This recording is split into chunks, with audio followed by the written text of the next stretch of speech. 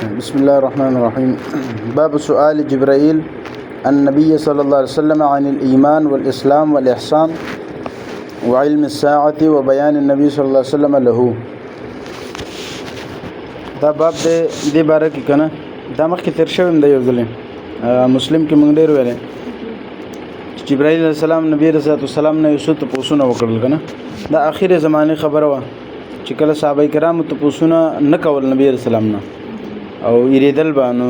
به الله تعالی جبرائیل علیه السلام راولېګو چې ته د دین خلاصه صحابه کرام ته د سوال کې پیش کړ سوالات وکړي نو نبی رسول الله به دا غي جوابونه ورکول. دا حدیث مکمل تفصیل سے تر شوی دی خو امام بخاری مولا مقصد دلته دې حدیث نه دا بیانول دي چې امام بخاری مولا مخکې مونږ ذکر کړیو کنه چې ایمان احسان اعمال هدایت تقوا د ټول یو شی دی دین یو شی دی کنه نو امام بخاری مولا په دې حدیث کې د حدیث نام دا شی ثابت دی چې ایمان اسلام تقوا د ټول زهد د ټول یو شی دی او دین اعمال د ټول یو شی دی. د دې لپاره حدیث راوړی حدیث جبرئیل اور حدیث جبرئیل کې اول هغه تاسو کو د ایمان په اړه کې نبی رسول الله جواب ورکړ دي سره کنه دویم سوال یو کو د اسلام په اړه کې نبی رسول الله جواب بیا ته احسان تاسو کو د اخلاص په اړه کې نبی رسول الله دا غي جواب ورکړ او به ورته ویل چې قیامت علم به نبی رسول الله ته نشانه نه خوده بهرحال چې کله جبرائیل علیه السلام واپس لاړ نبی رسول الله فرمایل چې ورشه دا کسو ګوري نو چې عمر رضی الله عنه پاسو دی وای کتل نو هغه خو نو فرشته غیب شوی واپس رااله نبی رسول الله ته ویل چې یا رسول الله هغه خو نشته دی نبی رسول الله ورته ویل چې تاسو ته پته ده چې دا څوک دی څوک هغه ول نه معلومات نشته ته نبی رسول الله جبرائیل علیه السلام دا ول راغلو نبی رسول الله ویل دا د دې پر راغلو چې اتاکم يعلمکم دینکم صدا راشي او تاسو ته دین دروخی. نو امام بخاری رحمه الله فرمایي وګوره نبی رسول الله دین ویل دی چې شته ایمان تم دین ویل اسلام تم دین ویل احسان تم دین ویل قیامت علم تم دین ویل. معلومه ده چې ایمان اسلام تقوا او دا ټول ارسه د دین دی نو لہذا دین د ټول یو شی دی نو دې په وجبانه هغه دعوت چې کمی اسلام کې ایمان کې کمی به شی راځي اسلام کې مرাজি تقوا کې مرাজি اندار شډيريږي او کمیږي. زمونږ جوابونه د دې مخ کې تیر شوی دي چې زمونږ په نسبانه د ټول یو شی نه دی بیل دی ایمان بیل شه دی اسلام بیل شه دی په دې حدیث کې د دې بیل تفصيلات ذکر شوی دي. بهرحال نو باب مقصد هم دغه دی چې باب سؤال جبرائیل دا باب د دې باره کې چې جبرائیل علیه السلام سوال وکړو چانه ان نبی صلی الله علیه وسلم نبی صلی الله علیه وسلم نه سوال وکړو د چی باره کې ایمان اسلام احسان او علم الساعه قیامت علم په باره کې و بیان النبي صلی الله علیه وسلم له او نبی رسول الله هغه تدار شی بیان کړل. ثم قال به نبی رسول الله اخره کې فرمایله چې جاء جبرائیل علیه السلام دا جبرائیل علیه السلام راغلی يعلمکم دینکم چې تاسو دین دروخی فجعل ذلك كله دينا. امام بخاری وایي چې نبی رسول الله د ټول شینو ته دین ویل دی. وما بين النبي صلی الله علیه وسلم اچھا دیجه پورې یو باب پوره شو دا لکه باب یو دی خو لیکن دو شینه په ذکر دی یو خدا باب ذکر شو کنه مخکې به بل باب دی وما بين النبي دلته باب لفظ دی وباب ما بين النبي صلی الله علیه وسلم صحیح ده. نو دې باب کې یو خو به دا سوال ذکر کیږي جبرائیل علیه السلام هغه او دویم به کې بين النبي صلی الله علیه وسلم لوفد عبد القیس من الايمان نبی رسول الله سلام چې وفد عبد القیس هغه ته د ایمان کوم تفصیل بیان کړو هغه ذکر به مرাজি. وفد عبد القیس دا موږ تقریبا ډېر حدیثونه مسلم کې ویلو چې هغه وفد عبد القیس د عبد القیس قبیله د دې سردار منقذ ابن حیان یا حیان ابن منقذ دغه شانتنو نو دا غټ تاجر مطلب بزنسمن کاروباري سړی نو دا براتلو د خپل علاقې نه مدینه ته او مدینه کې د مکه ته براتلو دا غټ خارونه چې ذوالمجاز عکاز د میلو کې به د خپل کاروبار کول نبی رسول الله سلام چې دعوت ورکول نو دلته وګرځیدل نو چا ورته ویل چې دا د یو ورځ ناشته وبار نو الته ناشته راغله خو کاروبار د پاره نو چې ته سیټ ته ناشته نبی رسول الله سلام ته صحابه ویل چې دا د وفد عبد القیس مشر دی او دا غي یو غټ تاجر دی دا راغله دی نبی رسول الله سلام د خواته ملاقات لورله چې ملاقات لورل نه دال تناسته نو دته د نبی رسول الله سلام په احترام کې پاسې دلو خپل زینه پاسې ودرېدو ادب د پاره نو دغه ادب نتیجه دا و چې الله تعالی هغه ته ایمان ورنصیب کو هغه د شي چې نبی رسول الله سره ملاقات وشو نو تاسو ته وکړو چې تاسو کې کم ځای نه راغلی نو هغه ورته ویل چې زه دغه شانته د وفد عبدالقیس سړی ما د تجارت کوم او دلته هر کال راځم او سکه کال راغلی ما تجارت د پاره بیت نبی رسول الله د حالت ته پوسو کو کور حال احوال وړو اخو دی خو لکه ټول اخلاقی انداز کې داغنه حال احوال ته پوسو کو نو د دې شی هغه باندې ډېر اثر وشو چې ګوره دا سړی ما نه پیژني دا غي باوجود ما نه دومره ته پوسونه کوي د کور په باره کې زما حالت په باره کې کاروبار باره کې دا څومره ښه سړی دی په اخلاق باندې هغه است مسلمان شو حیان ابن منقذ غالبا دا نوم خا د چې دی به مسلمان شو نبی رسول الله سلام ته ویل چې یا رسول الله زمونږ د قبيله سردار چې دی هغه زنیم هغه بل یو دی هغه زما اسخر دی اسخر پیژنې څوک ته خسر وای څوک ته اسخر وای موږ ته اسخر وای هغه چې دی قبيله سردار هغه دی نبی اسلام هغه نوم ته پوسو کو هغه ورته سنوم ویلې چې دا نوم دی نبی اسلام دا هغه په نوم باندې یو خط ولیکو او د کلمې دعوت هغه خط کې وته ورکړو چې دا ورشاغله ورکه هغه چې کله کور ته لاړ نو هغه ته خپل حالت هم بیان کړو چې زه د نبی رسول الله سره ملاقات شو او زه مسلمان شوم کلمه مې او دا ختم هغه ستا په نوم باندې راکړل دی او هغه دومره اخلاقی سړی دی بهرحال ډېر صفات ته بیان کړو نو په دې کې هغه مست مسلمان شو او هغه پورا قبیله چې هغه ټوله مسلمان شول نو هغه قبیله ته وای عبدالقیس نو داغه دین تفصیلات معلومولو د پاره چې اسلام کې چی شي احکامات دي کم احکامات دي دا معلومولو د پاره یو څو کسان ټول قبیله خو نشو راتللی یو څو کسان نبی رسول الله خو ته اول رال چې موږ ته چې کوم ضروری شي نه دی هغه راتاول وضاحت وکړه هغه ته بیان کړ نو تقریبا بعض روایت کې راځي چې 14 کسان رال بعضی کې راځي چې 40 کسان رال 14 یا 40 14 یا 40 دا کسان رال نو بهرحال دې کې تطبیق دا دی چې ممکنه ده اول 14 راغلی او بیرسته 40 رال یا دا چې دا 14 شکم دی دا غټ سړیو سردارانو او دا نور عام کسانو بهرحال دومره کسان رال نبی رسول الله سلام نه ملاقات ته چې وسو کو نو دا ویل چې دا مسلم کې به موږ حدیث ویلو یا غور ته ویل چې یا رسول الله موږ تاسو سره ملاقات غواړو ولیکن منځ کې دا مزر قبیله ده دی په وجه زمونږ جنگونه د دشمنانو د موږ نشو راتللی لیکن وس چې کوم ده د حرمت والا میشته چې شروع شي به جنگونه بند شي نو په دې کې موږ ستا خطرالو او موږ ته احکامات بیان کړل ته نبی سلام ویل سلور شین حکم در کوم او سلور شین نه تاسو منکم هغه ټول تفصيلات به مسلم کې تر شوي نو هغه سلور شین احکامات نو امام بخاری مولا دی باب کې امدا ثابتول غواړي چې امام بخاری مولا وایي چې نبی رسول الله سلام ناغو مطالبه دا وکړه کنه چې موږ ته دین راو خودا نو په دین کې نبی رسول الله سلام موږ ته اعمال ور خودل چې سلور شین حکم در کوم او سلور شین نه منکم نو معلومه ده شو چې اعمالم دین دی او دین ایمان تقوا اعمال د ټول یو شی دی اعمال کمیږي زیاتیږي نو دم کمیږي زیاتیږي ایمان کم کمی زیاته راځي وقوله تعالی او دریم باب مقصد دا دی چې الله تعالی د دې قول وضاحت کول د دې آیات دا دی ګوره ومن یبتغي غیر الاسلام دینا کوم سړی چې د اسلام نه علاوه بل کوم مذهب بل کوم دین لټای من یبتغي چې کوم کس لټای یبتغي غیر الاسلام د اسلام نه علاوه دینا بل کوم دین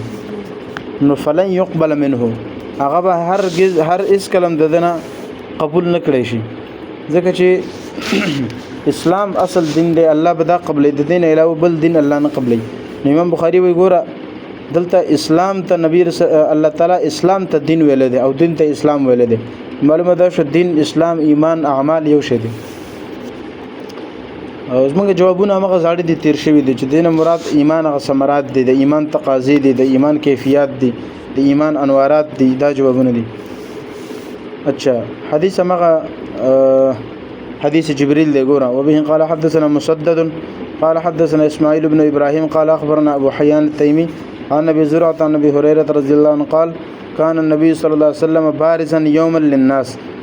اچھا نبی رسول الله سلام وی یو ورځ بارزن مخامخو یومن یو ورځ للناس خلقو د پاره یعنی مسائل یا مجلس کې ناستو کنه نو خلقو ته مخامخ ناستو او فاتاه رجل نو پدې کې یو کس رااله فقال هغه کس څوک د جبرائیل علیه السلام نو تاسو کوم مل ایمان چی شه ده قال النبي صلی الله علیه وسلم ایمان دا چې الايمان ان تؤمن بالله ایمان دا چې ته ایمان راوړې په الله باندې اوس دا ګوره دلته یو سوال جوړیږي چې هغه تاسو کو چې ایمان چی شه ده نبی رسول الله وی ایمان دا چې ته ایمان راوړې حالانکه دا صحیح جواب خو نه دی کنه هغه تاسو کې چې ایمان چی شه ده نبی رسول الله وی ایمان دی ته وی چې ته ایمان راوړې په الله باندې په هغه ته د ایمان پته نشته دی ته چې ایمان راوړې په الله باندې نو د ایمان وضاحت پکار دی کنه نبی رسول الله ورته د ایمان وضاحت نه دی کړی نو دې جواب دا دی چې ګوره الایمان دا پیله ایمان چې د دینه لغوي ایمان مراد ده چې دا ایمان چې تاسو کوی د دې څه مطلب دی نو نبی رسول الله ایمان مطلب دا دی چې تصدیق کول او یقین کول په الله باندې دا مطلب دی ان تؤمن بالله چې ته ایمان راوړي یعنی اقرار وکي په ژبه باندې او دړنه تصدیق وکي بالله د الله په باره کې دغه شانتي د فرشتو په باره کې وبلقائه او د الله سره ملاقات په باره کې د دې مراد قیامت ورځ ده کنه ملاقات او قیامت په ورځ کېږي ورسله او د الله په رسولانو باندې چې شی وکړي ته ایمان راوړي او دغه شانتي وتؤمن بالبعث او ته ایمان راوړي په بعث باندې بعث یعنی مرګ نه بعد دوباره اوچتېدل قال یو سوال دا دویم سوال دا وکړي چې مل اسلامو اسلام چی شه دی اسلام څه ته وایي قال نبی رسول الله الاسلام ان تعبد الله اسلام دې ته وایي چې ته د الله عبادت وکي ولا تشرك به او تاغس شرک ونکي وتقيم الصلاه او منص قائم کی وتؤدي الزکات المفروضه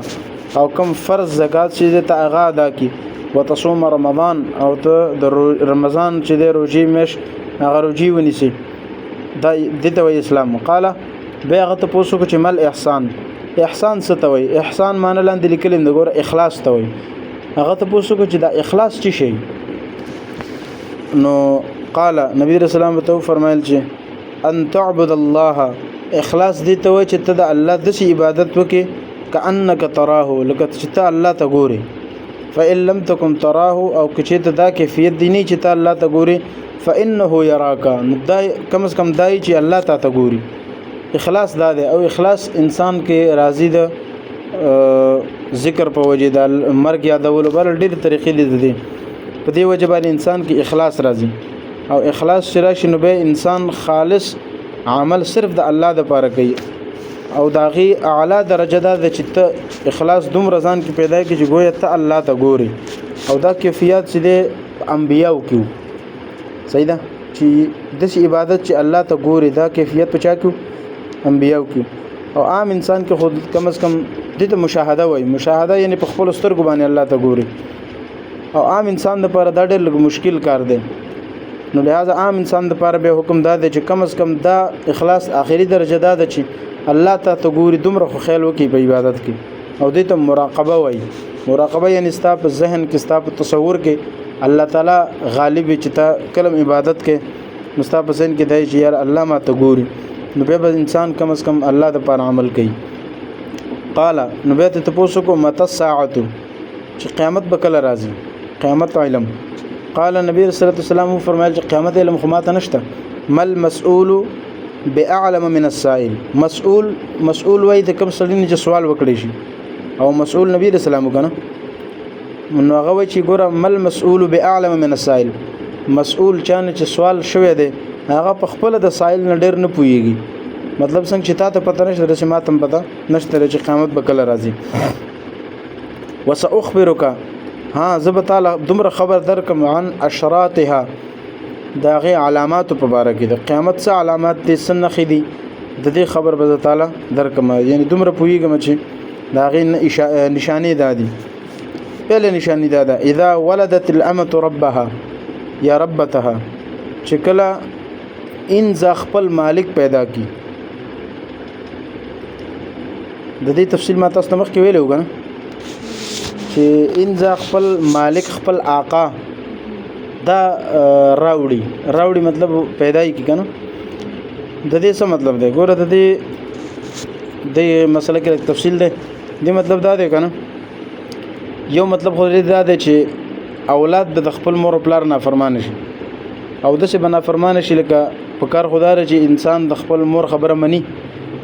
لیکن دا به دومره نافرمانی چې دا به خپل مور خبره نه مني بلکې خپل مور ته به وایي چې مال دا کار وکا وبراواله پلان کې وکا او مال روپۍ راکوزو دا شي اخلم او دا اخلم نو مور به ته وایي چې وای دا کار خو ستاده ته روپۍ راوړه مال راکوه او دا کارونه ته کوه دا خو تعالی په کار دی لیکن زوی به دومره نافرمانی چې دا کارونه په خپل مور باندې کوي. نو د دې مطلب هم دا شو کنه چې تاسو شو لکه یو مالک چې کوم یو مالک هغه خپل غلام نه خپل انځنه څنګه کار اخلي نو دغه شانتي به دا خپل زوی د خپل مور نه دغه شانتي کار اخلي. معلومه دا شو چې مور د انځ په شانتي کار کوي د غلام په شانتي کار کوي. نو دې مطلب دا چې کوم زوی در راوړی دی مور راوړی دی زوی دې دله خبر منل پکار دی لیکن د ځان نه پلار جوړ کړی دی او هغه ته خپل مور ته خپل پلار ته آرډر کوي چې داسې وکوه هغسې وکړه. پوه شولې یو مطلب دا دی. او دویم مطلب د دې دا دی چې دا فتوحات مراد دي کنه چې کله قیامت ته نږدې وخت راشي نو فتوحات به ډیر شي. فتوحات به څنګه ډیر شي؟ فتوحات به داسې ډیر شي چې جنگونه به جنگونو کې به قیدین هم نیول شي مال به هم نیول شي دغه شانتې ښځې به هم بیا نیول شي کوم چې جنگ دپاره راغلي نو هغه به قید کړی شي چې هغه قید شي نو بیا به هغه اولاد راوړي دغه شانتې به دا سلسله ډیریږي. مطلب څومره چې جنگونه ډیریږي دومره به دا باندې چې دا انځدام ډیریږي. نو څنګه مثال کے طور پر یو سړی به جنگ وکي جنگ کې به داغه په لاس کې چې کوم مال غنیمت راشي نو پاغي کې به انځمي نو هغه انځنه به د اولاد پیدا کیږي. نو چې اولاد پیدا کیږي نو دا به ولی پیدا کیږي دا به دغه فتوحات د وجه جنگونه به کیږي او جنگ کې به فتوحات کیږي داغه په وجه باندې به دا معاملات دي. نو دوه مطلب دریم مطلب درې څه دی چې یو انځ خپل آقا خپل مولا مالک دا براوړي د دې یو مطلب اخیری دا دی کنه چې مثال کے طور پر دا مسله به تاسو ویلي کنه چې یو انځ چې دا هغه خرڅول د دې جایز نه دی حالانکه غلام یا انځ دا عام سړی خرڅول شي لیکن چې کله زوی راوړي به نه شي خرڅول دا مسله تاسو ویلي کنه کنم دا ویلي مثال کے طور پر اسما غلام دی زه خپل غلام خرڅول هم شم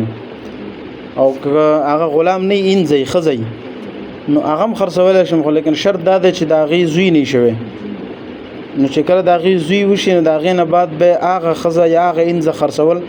دا جایز نه به دا غي کاروبار جایز نه دی. لیکن مسله دا دی چې مثال کے طور پر یو سړی دی هغه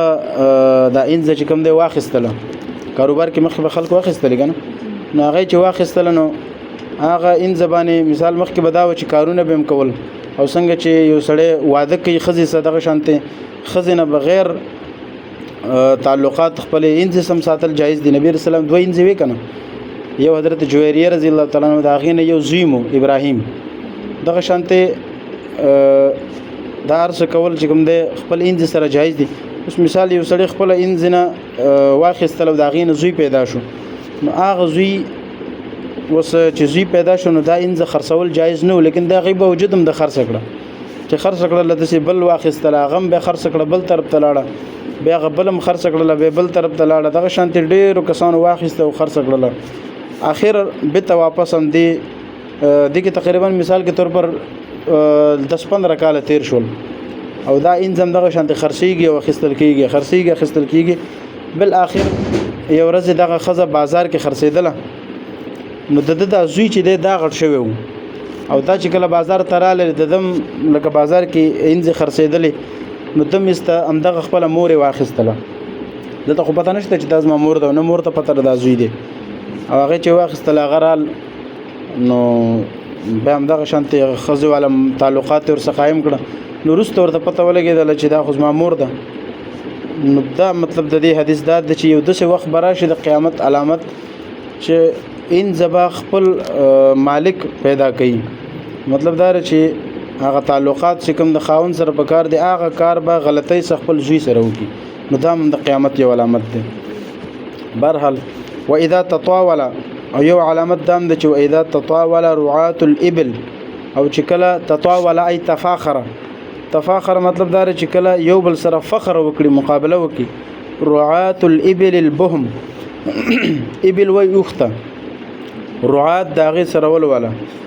او هغه اوخ البهم چې توري وخانو کې ډېر قسمونه کنه بعضي توري بعضي سوري نو عربو کې چې کوم سور او خان یې ډېر ګران خرڅيږي او چې کوم توري نو هغه دومره خاص نه بیکار وي نبی رسول الله فرمایي چې هغه خلک چې کوم دومره بیکار تور او خان هغه سره ولولي هغه به دومره مالدار شي چې يتطاول فی البنيان چې هغه به امارتونو او کورونو جوړولو کې دومره مقابله کې چې یو بل سره به فخر کوي مقابله به کوي چې زما امارت ستاغه نه غړ دی او هغه به وای زما غستاغه نه غړ دی یو بل نه به غړ جوړي حالانکه دا هغه خلک به چې کوم بزې سره ولواله کمزوري خلک به یو خان سره ولواله اخر کې به وای فی خمس یعنی دا خلاصه ده چې د قیامت علامات د سدي فی خمس چې دا هغه 15 شینو نه دي لا يعلمهن الا الله قیامت بکله راځي 15 شینه د دي چې هغه الله نه علاوه چاته نه دی پته باغی 15 کې یو قیامت هم دی او هغه 15 شینه کوم یو دی ثم تعالی النبي صلی الله علیه وسلم په نبی رسول الله د آیت تلاوت کوم او په دې آیت کې 15 شینه دي چې ان الله عنده علم الساعه چې الله تعالی سره د قیامت علم دی الآیت د دې مطلب دا چې د دې مخکم آیات دی یا تر دې آیت تلاوت کا مطلب اشاره ده چې ګور آیت نور مشته دی او هغه کې 15 شي نه راغلي دي بهرحال دا ټول حدیث ختم شو ثم ادبر دا سوالونه نه بعد هغه فرشته چې دی ادبر واپس لاړ فقال نبی رسول الله فرمایل ردوه دا زما خو ته واپس راولي فلم يروا شيئا نو صحابه هغه ونه لیدلو شيئا بيخي فقال نبی رسول الله فرمایل چې هاذا جبرائیل دا خو حضرت جبرائیل علیہ السلام جاء راغله د لپاره يعلم الناس دينهم چې خلکو تداغي دین وروخي بس دغه پوری حدیث ختم قال ابو عبد الله به ابو عبد الله فرمایي ابو عبد الله څوک دی امام بخاری دی څوک دی قال ابو عبد الله امام بخاری رحمه الله فرمایي جعل ذلك كله من الايمان نبی رسول الله سلام دا هر څه د ایمان نشمار کړل ایمان نه حساب کړل مطلب د ټولو ته ایمان ویل دي او دین ورته ویل نو معلومه ده چې دین ایمان اسلام تقوا اعمال د ټولو یو شی دي صحیح ده اچھا مخکې دا یو ټوکړه ده د کې تفصیل نشته صرف ترجمه ده دا حدیث مخکې ویل دي امغه هرقل والا حدیث دی هرقل والا حدیث ته یاد دی کنه پاغي کې یو لفظ راغلی چې ابو سفیان رضی الله تعالی عنہ هغه د پوس کړو چې صحابه کرام چې په کوم نبی رسول الله باندې نبی رسول الله چې ایمان راوړي هغه ډیریږي که کمیږي نو هغه ته ویل چې ډیریږي نو هغه جواب کې دا ویل چې د ایمان د شی چې هغه کله د انسان په لکه راشي نو دا ډیریږي دا کمیږي نه او سړی د دینه نفرت به نه کوي ایمان خوخی دغه د وجه